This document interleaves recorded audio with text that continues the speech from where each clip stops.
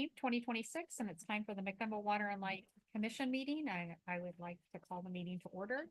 Trina, could you please do a roll call? Yes, Mayor Morris. Here. Commissioner Elmer is excused this evening. Commissioner Macy Baker. Here. Commissioner Johnson. Here. And Commissioner Anderson. Here. And before we move forward, I just want to welcome our new commissioner, Andrew Anderson. Congratulations. We have 3 items listed on the consent agenda. Would any commissioner like to remove any item from the consent agenda? No? Nope. All right. Can I have a motion to approve the consent agenda? Should you approve? So I have a motion from Commissioner Johnson and a second from Commissioner Macy Baker. Any discussion? All those in favor? Aye. Any opposed? All right, thank you. Included in the packet are accounts payable and purchasing reports. Are there any questions on these reports? Okay, hearing none, we're gonna keep going. We have no new employee introductions tonight. Next, we have our consultant and partner reports. I'd like to ask Brent Keller to come. He's our forester to report for us. Thank you, Mayor. Olson Brothers Logging is currently cutting the 350 Boundary Road sale. They started a few weeks ago and they'll be there for the duration, should finish towards the end of summer. That was a 2025 sale, 2-year contract that they're working on for Stimson. 2026 sales, the 10114 road sale is complete.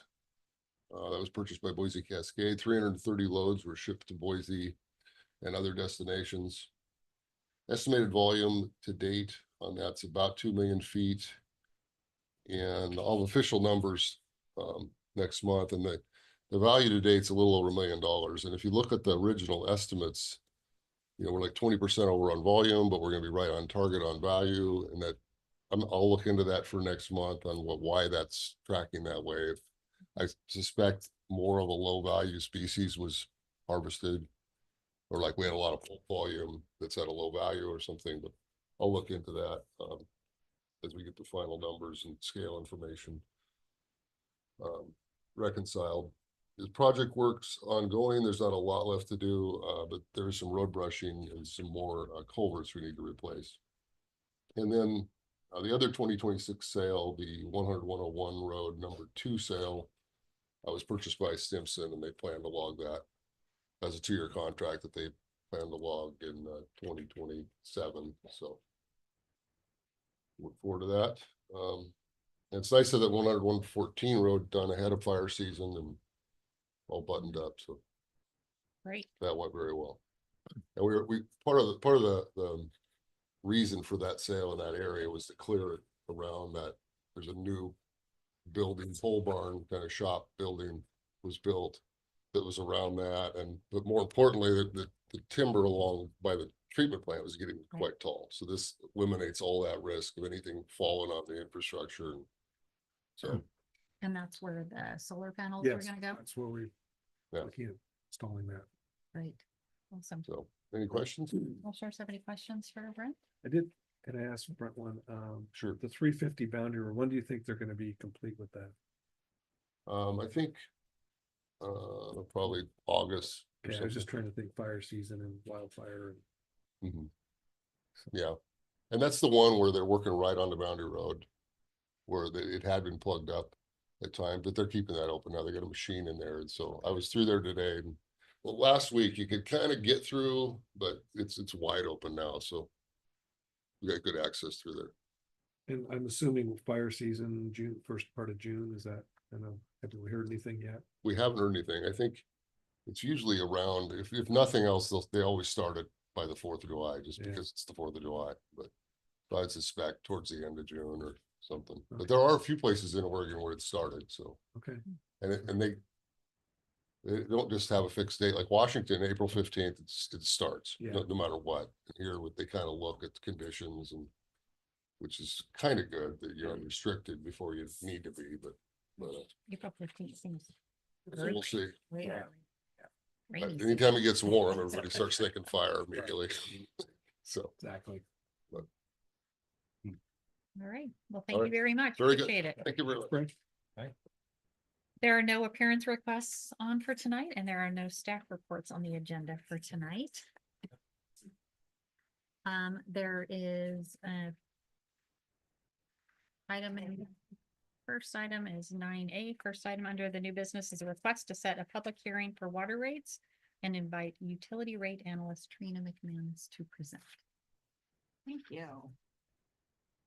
In March of 2026, the commission authorized a contract with Utility Financial Solutions to perform water cost of service analysis and rate design. Staff has been working with UFS to produce all of the data requests that they're asking for. And in July, we should be ready to present the preliminary results to the commission. So tonight, I'm asking that the commission direct staff to advertise and open a water rate hearing on July 21st, 2026 at 5 p.m. to hear the consultant and staff reports relating to the updated water cost of service analysis. And the anticipation is that that hearing will then be continued to a later date to get public input and also consider the recommended rate design. Thank you. So I'll be seeking a motion to set the public hearing on rates for July 21st, 2026 at 5:30 p.m. and direct staff to advertise the hearing. We'll do this so in English and Spanish. 5 p.m., not 5:30. 5 p.m. Yes, please. Somebody want to move that motion? So moved. So I have a motion from Commissioner Macy Baker. Do I have a second? Second. Second from Commissioner Anderson. First time. Any further discussion? All those in favor, say aye. Aye. Any opposed? All right. Next on the item is resolution 2026-6. And I am going to call in. There she is, Jamie Phillips, Power Resource Manager. Good evening.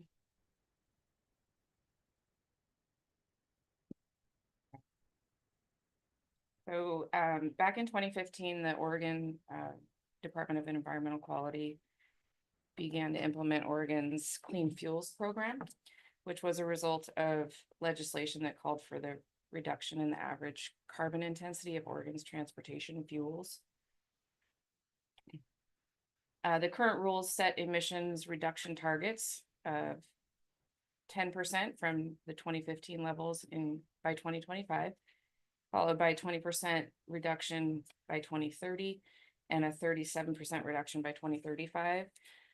There is currently rulemaking underway that may adjust those thresholds, but that's where they stand now. The program sets compliance standards for regulated parties on gasoline and diesel substitutes and alternatives. Regulated parties consist of producers or importers of fuel to the state of Oregon. The program also identifies credit generators. Electric utilities are considered a credit generator because they provide a fuel source with a lower carbon intensity value than gasoline and diesel. So credit generators can voluntarily participate in the program.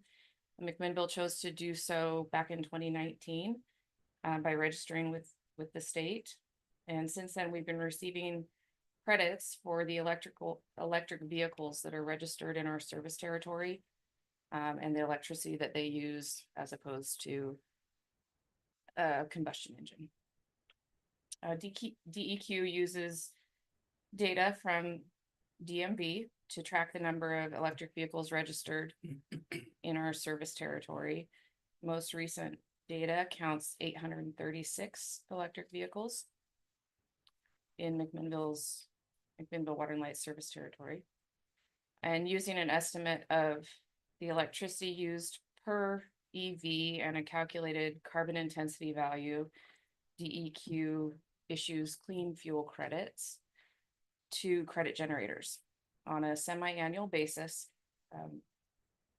We get those credits deposited into our account that's in as a registered party we have in their portal.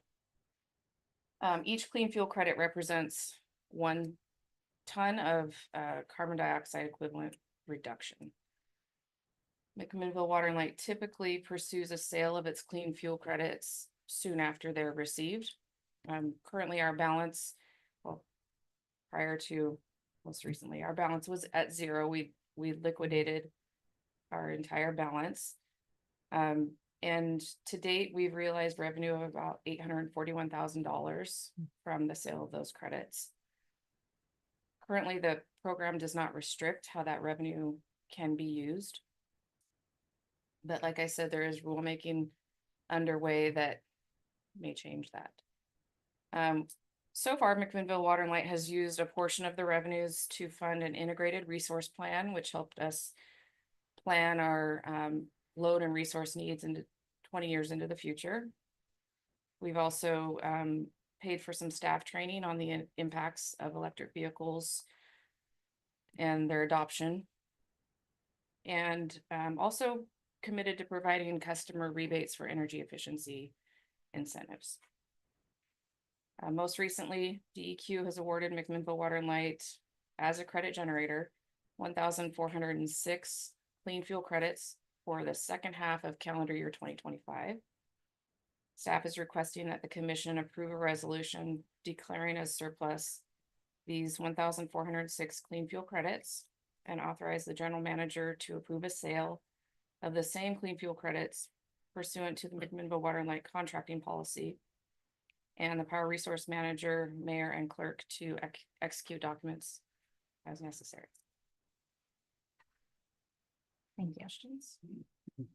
Anybody have any questions for Jamie right now? What do we intend to spend it on? Conservation is what we've been using it Yeah. for right now.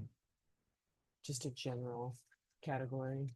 Well, that would include, for example, like Cascade Steel, it would include everybody in our service territory. So like Jamie mentioned, we've enhanced the credits or the rebate we give people for heat pumps. And our goal is try to drive down or reduce our demand Mhm. for the BPA energy, which then would extend that past the 2028. Because that's where we're gonna have to start purchasing the more expensive tier 2 Got it. energy from BPA. So we're trying to get as much energy efficiency as we can between now and when the new contract starts in 2028. To really use that to push that. Push the number down. Because yeah. you've done And in- some apartment complexes, correct? correct. So all Yeah, bigger. with. Yeah.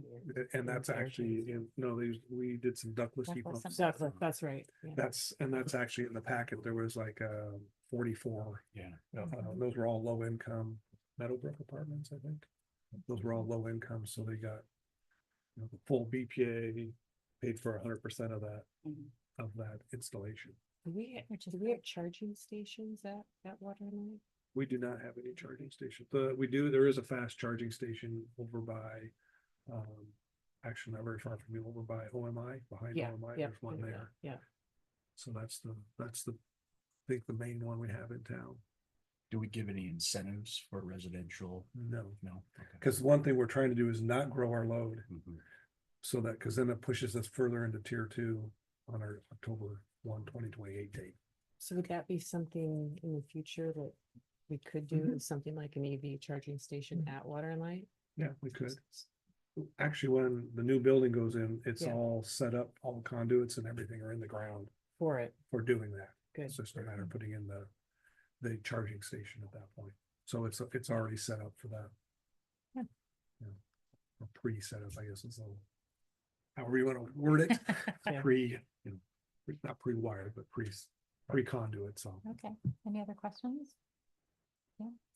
So we have a resolution, it's resolution number 2026-6, a resolution by the city of McMinnville acting by and through its Water and Light Commission declaring clean fuel credits surplus and authorizing the general manager authority to sell these same clean fuel credits. It's 2026-6. Do I have a motion to accept that resolution? I would make that motion. Commissioner Johnson, do I have a second? I'll second. Commissioner Andrew Anderson. So used to putting your name together. Anderson. Any further discussion? Okay, Trina? Mayor Morris, Yes. Commissioner Macy Baker, Yes. Commissioner Johnson, Yes. Commissioner Anderson. Yes. Perfect. Thank you, Jamie. Thank you. All right, next up is resolution 2026-7 BPA construction agreement contract. And I'd like to invite up James Burke to present.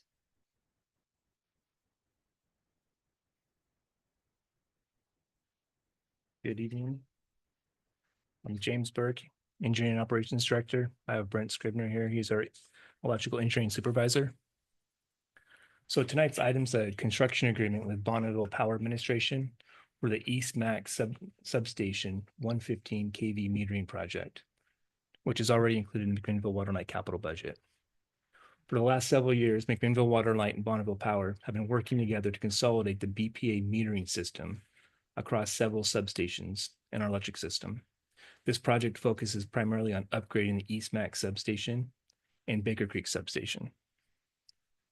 These meters are considered critical infrastructure because they measure wholesale power deliveries between BPA and McMinnville Water and Light. The data is essential for transmission accounting, load tracking, system planning, and billing. The agreement allows McMinnville Water and Light to install a BP-approved meter, while BPA will own, commission, and maintain the meter once installed. All capital costs associated with the project are funded through McMinnville Water and Light. I'm going to hand it over to Brent, who's going to talk about some technical aspects of the project and how this improves the overall electric system here. Yeah, so this project has been in the works for a long time. McMinnville Water and Light has a relatively complicated metering interface with Bonneville. So we're currently metering at every substation. We also have Riverbend and Eagle Point, which are two other points of delivery with BPA. And BPA takes this along with our current system switching configuration to calculate our bills. So there's a lot of equipment involved. And at the end of this project, our Western transmission loop that has 5 substations on it will be simplified into just 2 metering points, and all of the other equipment will be retired. So it'll greatly simplify all of the metering.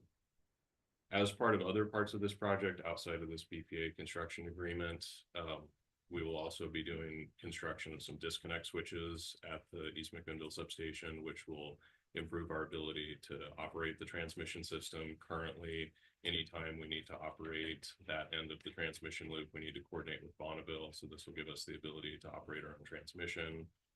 And we're additionally provisioning for some future protection that would coordinate with a future substation installed on Highway 18 in the future.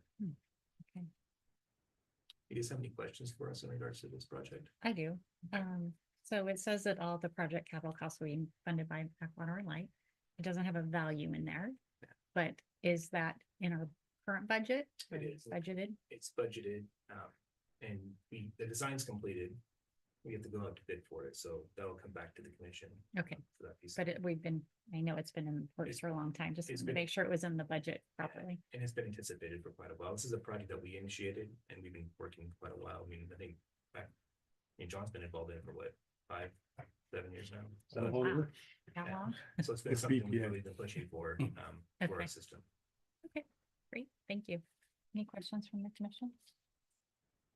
Okay, Sam, can you read the resolution by title? This is resolution number 2026-7, a resolution authorizing and approving a construction agreement contract number 23TP12895 for a metering project to be entered into between the city of McMinnville, acting by and through its Water and Light Commission, and the United States Department of Energy, acting by and through the Bonneville Power Administration. That's 2026-7. Great, do I have a motion? Motion. I have a motion from Commissioner Anderson, 1 second. a second from Commissioner Johnson. Any further discussion? Trina? Yes, Mayor Morris, Yes. Commissioner Macy Baker, Yes. Commissioner Johnson, Yes. Commissioner Anderson. Yes. Great, thank you, you guys. Thank you. Appreciate it. Next item is presentation of the 26-27 draft budget, and invite Mark Dunmeyer, our finance director, to present. Good evening. Hi. Good to see you all. That's going to bring this up for us. So we are still talking about the budget. Um, we're getting closer though. So we are, this is our timeline of where we're at. We're a month away from commission considering adoption. So this is the first time the commission has seen our budget for 26-27 in its completed form. It's still draft. There'll still be changes, but you get to see the whole thing and what it looks like, all as kind of a completed package, which is helpful. So this evening, we're going to talk about all three divisions this time. Up to this point, we've just been talking about the light and the water divisions. Specifically, we've gone over capital and personnel and operations for both divisions. This time, we're going to add more. We'll do the complete picture, and we're going to talk a little bit about the fiber division as well. And then we'll talk about some takeaways at the end. So we'll start off with the light division. So like I mentioned, we've kind of showed here what we've gone over so far in the first, since February, March and April, gone over all those things there at the top: capital, personnel, and operations. So tonight we're gonna just do a real quick review, I guess, of operations. This is interesting. We'll look at that pie chart that we looked at last meeting for operating results for the light division. And then we'll add non-operating and our cash position, use of cash. And then we'll look at those pie charts again with all of those additional revenues and expenses to make our total budget. And then we'll do some questions or in the process, however you want to do that. So this is the chart that we saw in April for our operating budget for the light division. And so you can see the revenues, the operating revenues there, as well as the expenses. And of course, in our light division, the big expense and in our division is the purchase power and transmission, makes up about 2/3 of the expense budget. And you can see there that our operating revenues and expenses are close, but expenses are a bit higher. And we end up with a $367,000 budgeted operating loss.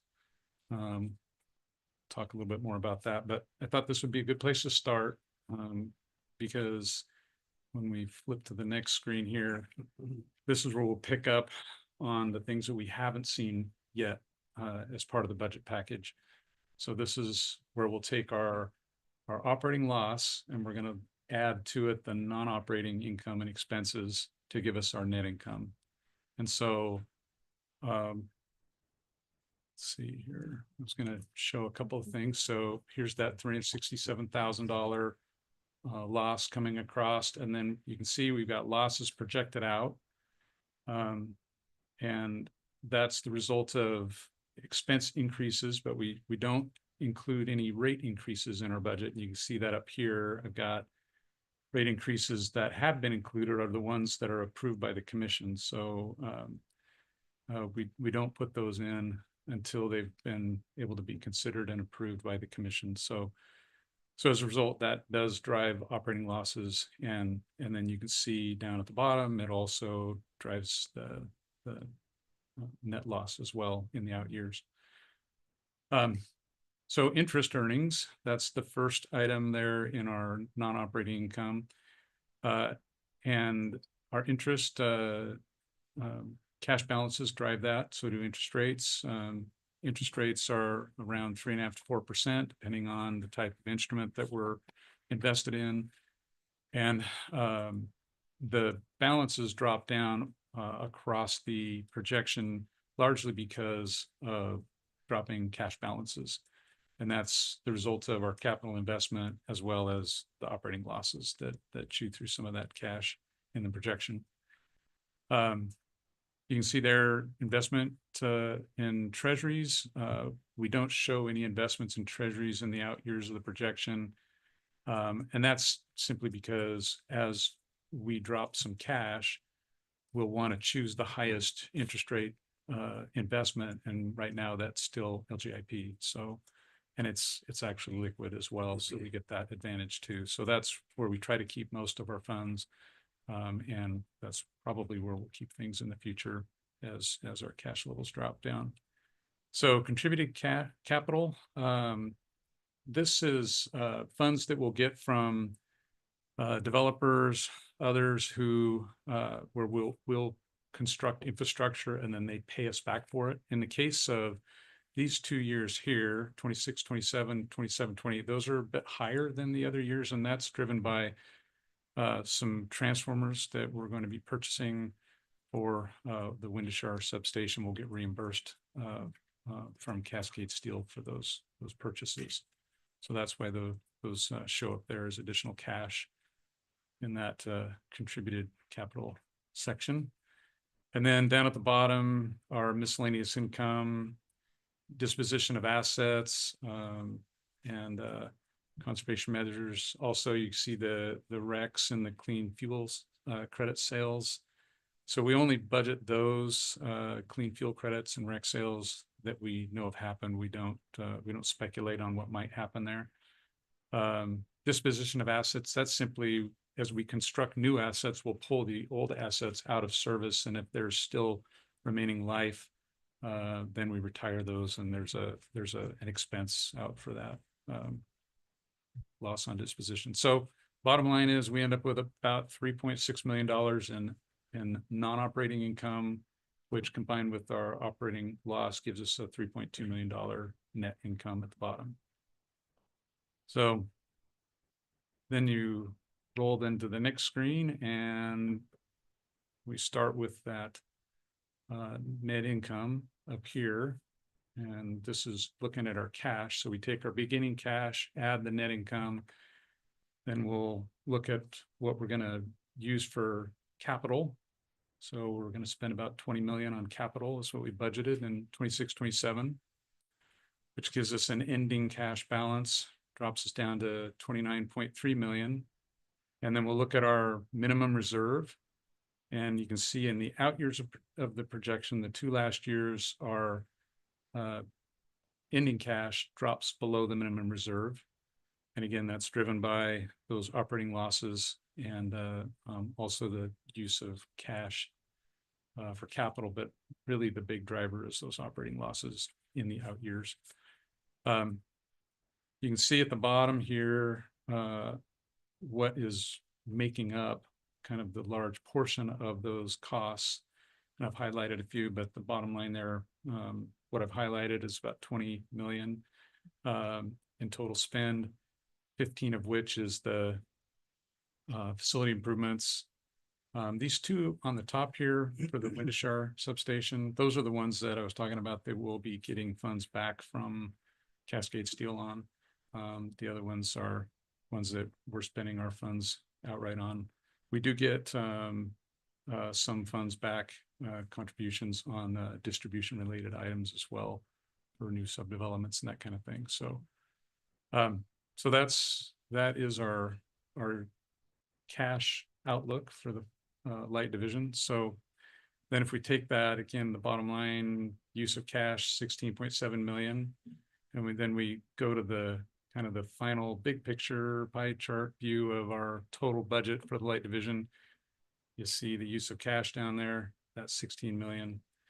And so we end up with about $3.6 million more in revenues from the non-operating revenues, and they're kind of highlighted up here in this section. And then the big add to the expenses, of course, is the capital outlay. And it's interesting, it certainly changes the kind of the visual picture of the purchase power. We go from about 2/3 of the budget to about half with that extra expense. So that's the light division. Any questions on light division? Just a quick question. With the new construction, are you going to have much in the way of disposal of assets or write-offs? Yeah, we will. and I don't remember off the top of my head what the existing building is. This total was 2.2 million. Yeah, okay. So that would be, that building is depreciated out, so we won't have, I guess from that perspective, we won't have a loss on the disposition as a result, because we're fully depreciated, Okay. but we will remove that and replace it with the new. Okay, so it'll reduce depreciation. Yeah, we will have a Little bit. depreciation increase. I mean, that part of it would come off, but I can go back here. You can see the depreciation somewhere.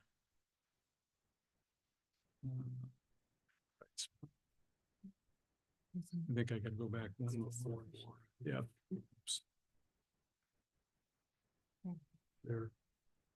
At depreciation. Yep, so depreciation, it picks up in the 27-28 fiscal year, because we're in construction this year. We'll complete in 27-28 and begin to Right. depreciate additional. The higher. Yeah, so we're gonna Okay. have more. Okay, thanks. Okay, so water, gonna do the same thing. We'll look at our pie charts from April. Add to it non-operating income and net income, and then look at cash balances, and then look at the budget in, totality, as a pie chart again, so. So this is what we saw for operating in April, no changes to this. And again, this quite a bit different looking than the light division, and you take this visual look at it.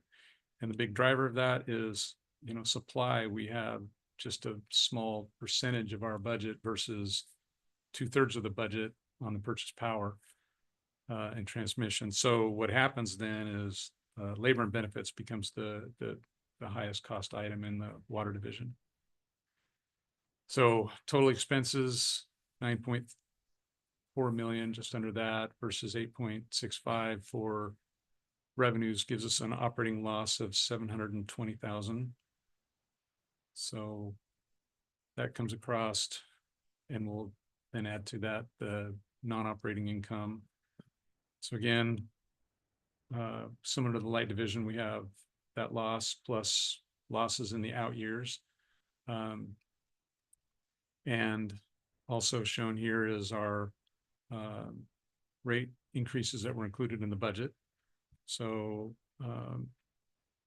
we are in cost of service right now for water, and so no rate increase will be included, obviously, in the budget for next year, but that'll get sorted out through there'll be a recommendation from the cost of service, and the commission will consider that. So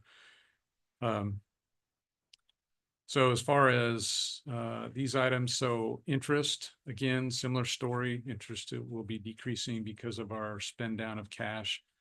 And also one thing that's a little bit interesting here is we have been receiving some interest from the city of Lafayette.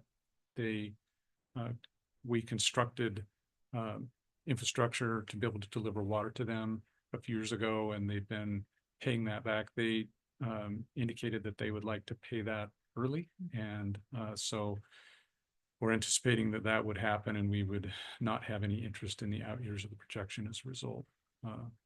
They'll pay that off, anticipate that early in fiscal year 26/7. Contributed capital, you can see I've got this number here highlighted. So that number in the information, the budget document that's in the packet, was just under 2.1 million. And as I was looking at that, making this presentation, it dawned on me that contributed capital we received in this fiscal year.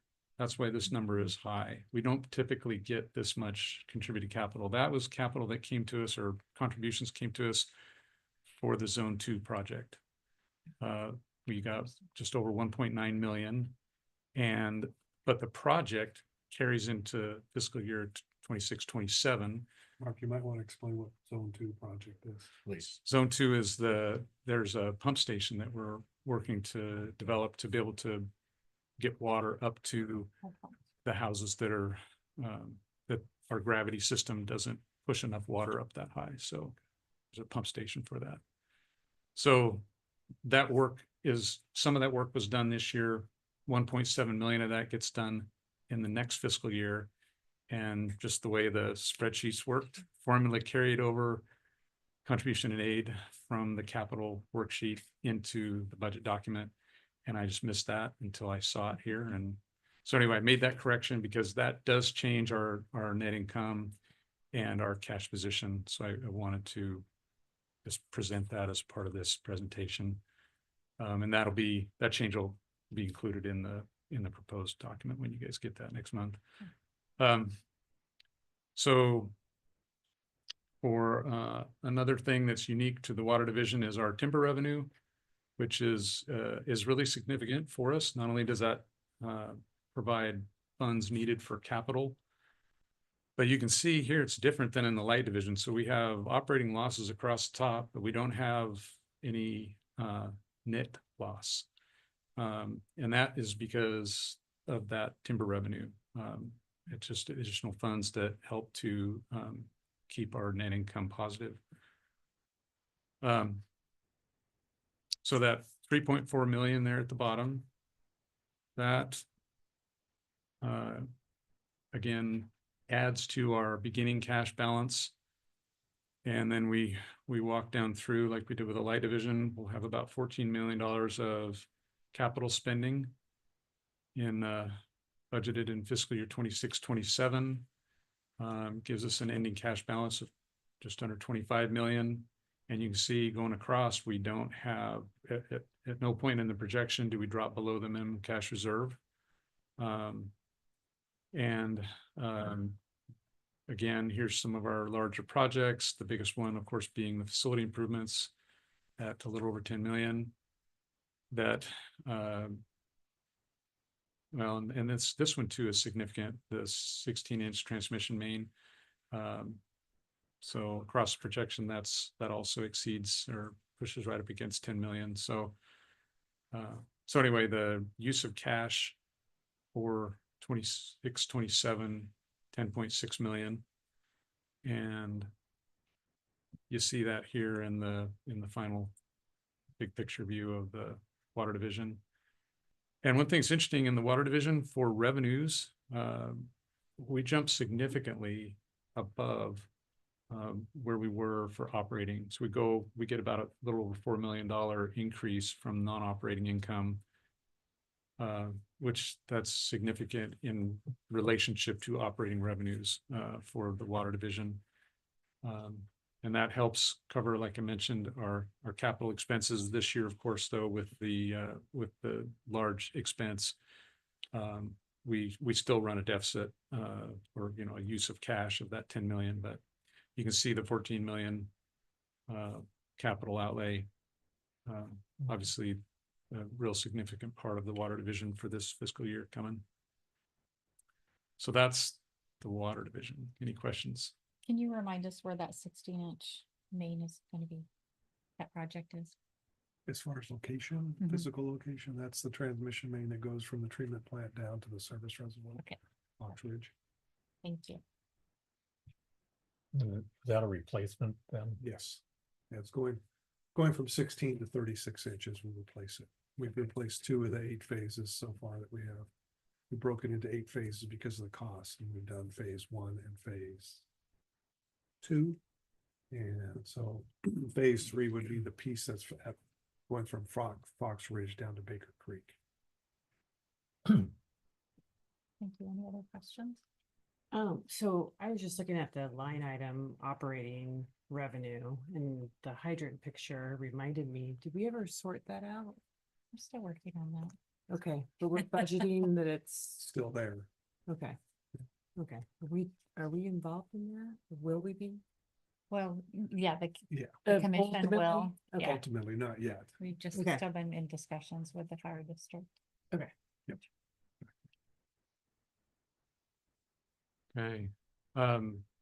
So the fiber division. So before we jump into the fiber division numbers, thought it'd be good to just provide a little bit of information about the fiber division. So just some background or history. fiber division was created in 2001. It was done to increase reliability of our existing utilities, water and electric. It wasn't designed to be an internet service provider. It's not an ISP, it's dark fiber. It was created under an intergovernmental agreement with the city and the school district and Water and Light. And each entity owns 12 strands. There's 144 total. Each entity owns 12. They don't own 12, they have access to 12 for their use, because it's all one cable. So we own the cable, they have access. Okay. I think I guess maybe the reason I said they own is because they are depreciating their investment as though they have, yeah, so, but yeah. I guess it's hard for them to have possession is what you're Yeah. saying, yes. A little hard, since it's a tube in, one or two tubes in. Yeah, In the fiber cable itself. yeah. Water and Light maintains the system. Each pays an annual maintenance fee. That's been for a number of years, $5,400 a year. And also each paid in to create a reserve fund that would be used to make repairs to the system. And historically, we've used up to a few years ago, fiscal year 2021, we changed, but prior to that, we used a cost of service allocation model that the net effect was it created losses in the division to the point that we really felt like we needed to look at that and understand that better. And we did. We ultimately decided to move to a pole contact cost of service model. That allocation is something that is pretty typical in the telecom industry, and we decided to consider this more that kind of a model. So the fiber division pays the light division now for all of the attachments that the fiber lines have on all of the poles. There's 573 attachments, and so there's a charge. It's currently $17.27. And so that total gets paid to the light division from the fiber division. And that there's costs that come across from Water and Light for staff and other things you'll see in the next pages, but the way that gets paid back is from the pole contact charges. So I know that's per pole per year, per contact per year. So the $17 is for one contact for a whole year. It's not a monthly charge. So a certain amount will be underground where you don't have a pole. Correct. Is there any charge on that then? We don't charge for conduits on poles. So.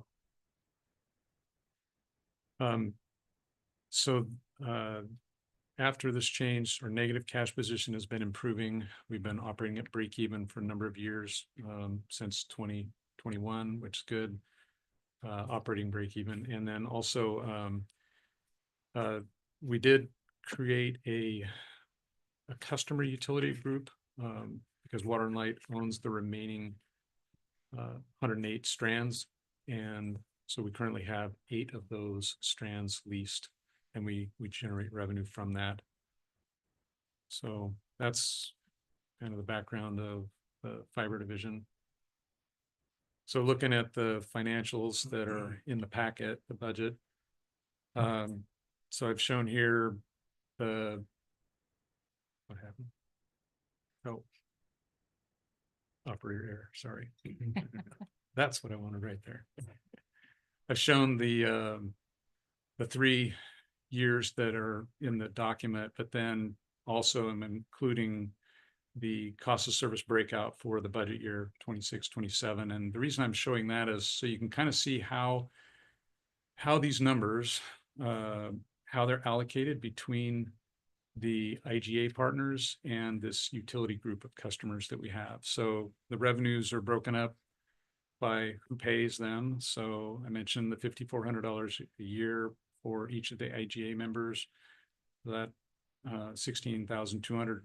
And then additionally, we have one customer group, which is 8 connections, $300 a month for those connections generates 28,800. And then the expenses, operating expenses, so those are also kind of broke out or allocated to those two different groups. The ones that are attributable just to the utility group, this one would be our billing system. We bill monthly out of billing software. And so there's costs associated to that get allocated to those customers that don't get allocated to the IGA partners, and also the depreciation on those leased lines. And so that's what that 21,200 is. And then the other costs are allocated 3/4 to the IGA and 1/4 to the utility group. And I've highlighted that 12,600 amount for distribution operations because most of that is that full contact charge.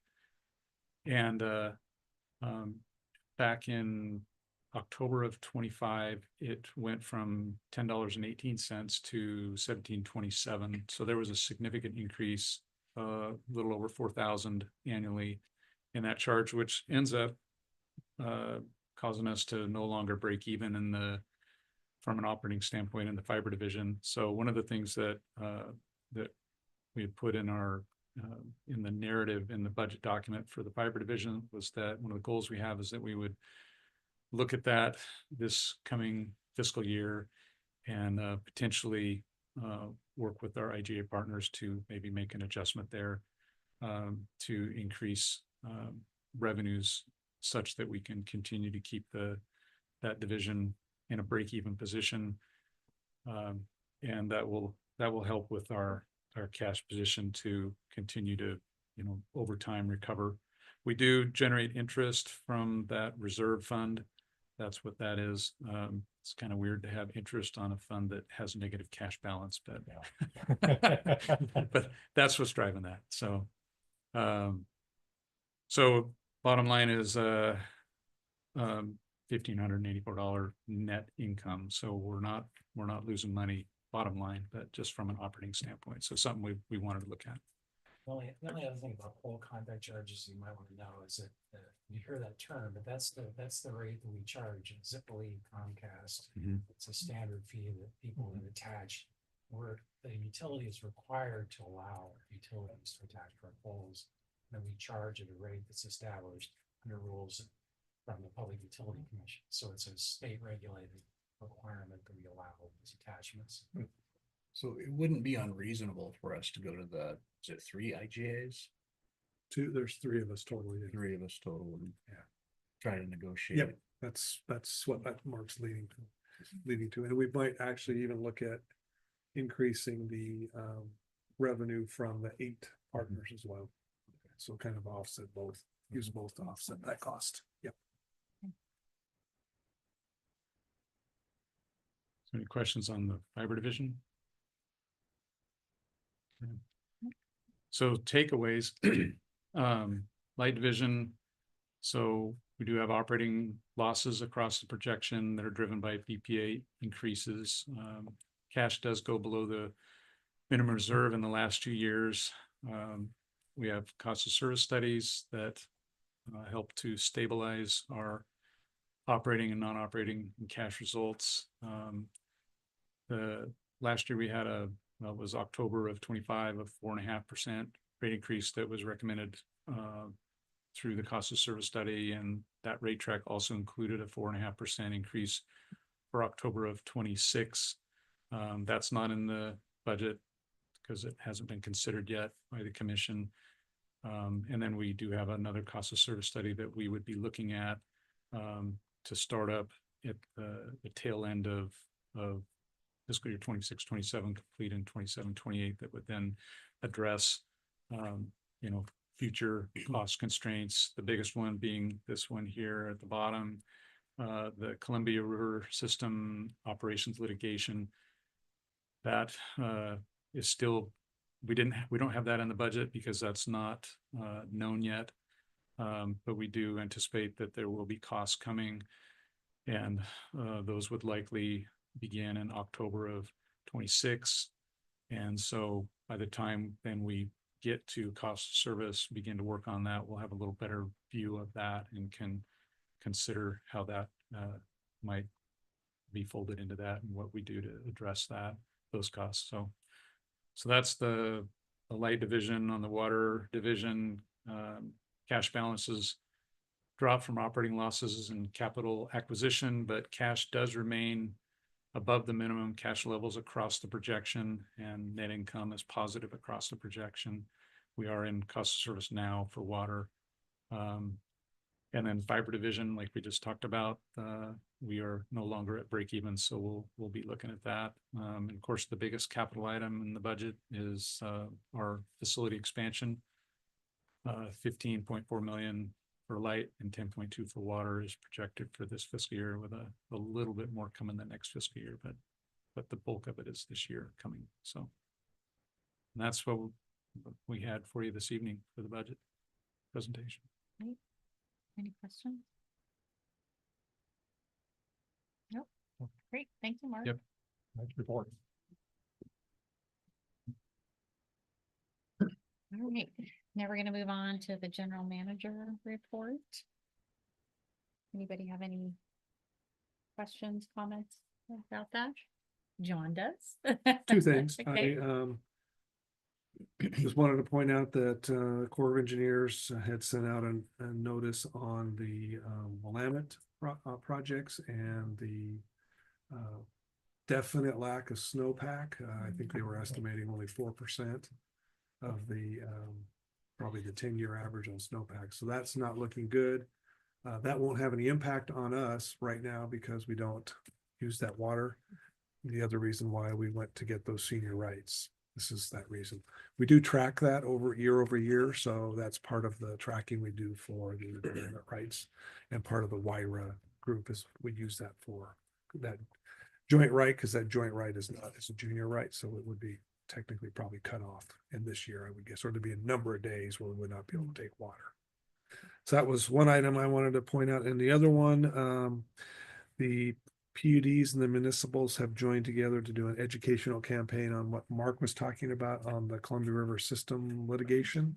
And so we are going to join with them on that campaign because I think that's just very important that people understand why power rates are going up. And this is primarily tied to Judge Simon's decision last month on additional spill, and especially in August, because that's critical water time for us, because that's usually when we have our lowest water and lowest flows. Sure. So we're already concerned that we may have issues in August. So we want to get that message out, and that's going to happen probably in the next couple weeks. So we're going to help participate in that effort. In here you talked about the BPA being appointed. Let's go back. General man or the administrator, Yes. BPA administrator. Are you happy with that choice? Well, Is that I've a met loaded him. Question. That is the rumor out there is they do have an appointment coming. I've met him. I think his name was Travis Kavula. He was a previous PUC commissioner in Montana. I don't think he has a lot of operating experience, so that's one of my concerns. But when I was back in DC last month, we actually sat down and met with him. He seemed like a nice enough guy, but I just don't know enough about his experience. Very focused on markets and that type of those issues, but we also have a lot of transmission and operating issues that we need to work on too. Because I know you were trying to find somebody that was familiar with the Pacific Northwest. Right. Was He there, is from Montana, so he does have some. but not. He's no public power experience other than he was a PUC commissioner in Montana, public utility commissioner in Montana. So, but that would not be tied to the publics, that would be tied to the IOUs. So, Right. So we'll see. Okay. So when does this campaign start? I'll have to find out. I have a meeting with I think it's soon. I think they've already done the polling. So they have kind of the topics they're going to focus on. The big topic was affordability. That seemed to be on everybody's mind. That was the number one Good. issue, affordability. And I think the other one they'll focus on is reliability. The two big issues. Hydro In the polling, hydro did very well. I mean, I think it was a 75% positive on hydro. Hmm. So that was good. Okay. And then actually the part that caught my attention was that gas had a positive too, which was good. Natural Natural gas, yeah. So that surprised me. Hmm. So, but as soon as I know, I'll probably send something out and the material will go out, so. Okay. Is that within the budget or whatever we're gonna put in for that? It will be, so I'm gonna split it between this year and next year, so it'll be, part of it'll be in this year's budget, part will be in next year's budget. So, Now, is that gonna be press releases, mailers? digital media, all forms. Any other questions about John's report? No. All right, the only commissioner comments, does any commissioner have any comment? I just wanted to announce that public, Works and Water and Light luncheon tomorrow, if you're available. It's at noon at the community center. I know Lisa, you were there last year. You two would be new. Yeah. So you're welcome to come have lunch. Okay. And there's a report in your packet from a customer that I'd like to have you read, and if you have any comments or concerns, I ask you to talk to John later. And proceed forward if you have any discussion about that, unless you have something you want to mention now. I just thought our fees were very reasonable for what we do. Okay. In fact, they could even be low. So, my comment. Well, I mean, maybe a comparison. Can we get a comparison? Do we have, Like for that? that was tied to cost of service, wasn't it? Sure. Yeah, and we do an overall rate comparison that you'll see during the water rate hearing, nothing specific to this fee. It's really based on the cost of service for us. Okay. And so we review those miscellaneous fees every probably 3 to 4 years. We kind of dive into that miscellaneous fee schedule and make sure that we're aligned with cost of service. So when we did it 2 years ago, I believe we went from $25 to $28, sounds and that right. got us aligned with cost of service specific to people that are requesting that service. I'm kind of with John that it seems a little low, because I know it Right. physically takes someone to go out there based on Right. hourly rate, benefits, and the true cost.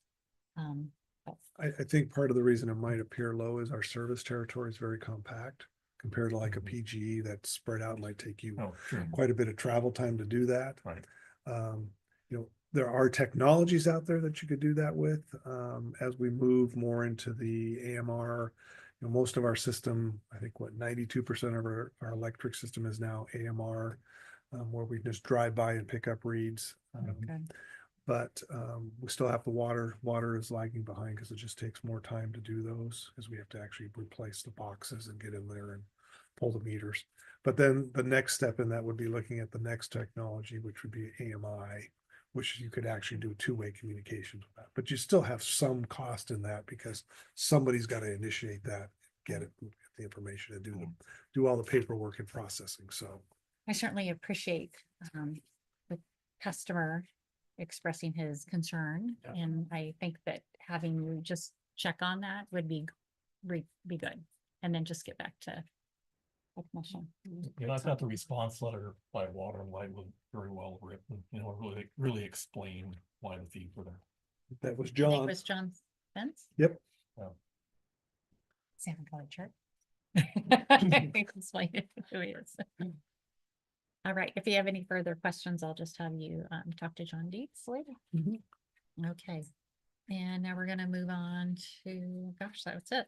We'll now be going into executive session. There is no further action to be taken by the commission this evening, so we will not be returning to open session. I'd like to ask General Counsel Sam Justice to please read the citation to take us into executive session.